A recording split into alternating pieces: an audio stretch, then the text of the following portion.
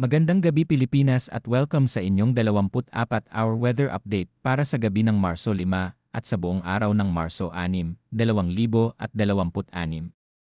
Bago kayo matulog o magplano para sa bukas, mahalagang malaman natin ang lagay ng panahon dahil may ilang bahagi ng bansa na maaaring makaranas ng maliliit hanggang katamtamang pag-ulan at posibleng thunderstorms. Huwag tayong basta aalis ng hindi handa, lalo na kung kayo ay nasa lugar na prone sa pagbaha o landslide. Sa kasalukuyan, patuloy na naapektuhan ang extreme northern Luzon ng northeast monsoon habang ang easterlies naman ang nakaapekto sa nalalabing bahagi ng bansa. Ang northeast monsoon ay nagdadala ng malamig at tuyo na hangin sa hilagang Luzon, kaya mas malamig sa ilang bahagi tulad ng Cagayan at Isabela. Samantalang ang easterlies naman ay nagdadala ng mainit at mahalumigmig na hangin mula sa karagatang Pasipiko na nagdudulot ng scattered rain showers at thunderstorms, lalo na sa Mindanao at Visayas. Sa Cagayan at Isabela, inaasahan ang maulap na kalangitan na may kasamang mahihinang pag-ulan. Wala namang inaasahang malalaking epekto kaya ligtas pa rin ang mga aktibidad sa labas, pero mainam pa rin ang magdala ng payong kung lalabas sa gabi o maagang umaga. Sa Batanes, Apayao, Kalinga, Abra, Ilocos Norte at Ilocos Sur, partly cloudy hanggang cloudy skies na may isolated light rains ang mararanasan. Walang malalaking epekto ang inaasahang panahon dito. Ngunit mag-ingat sa mas maalon na karagatan sa hilagang bahagi ng Luzon dahil sa moderate na hangin mula east hanggang northeast na may taas ng alon mula 1.2 hanggang 2.5 metro. Sa Metro Manila at sa rest of the country, bahagyang maulap hanggang maulap na kalangitan na may isolated rain showers o thunderstorms ang inaasahan mamayang hapon at gabi. Ang mga thunderstorms ay maaaring magdulot ng flash floods sa mabababang lugar at landslides sa matarik na lugar kaya maging alerto.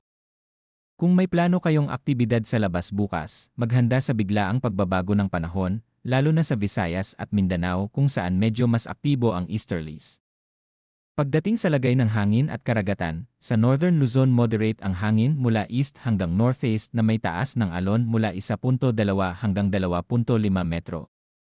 Sa Visayas, Mindanao, at sa iba pang bahagi ng bansa, light to moderate ang hangin mula northeast at bahagya hanggang moderate ang alon na may taas mula 0.6 hanggang 2.1 metro. Para sa mga mangingisda at maliliit na bangka, laging i-monitor ang lagay ng dagat at huwag lalayag sa oras ng thunderstorms.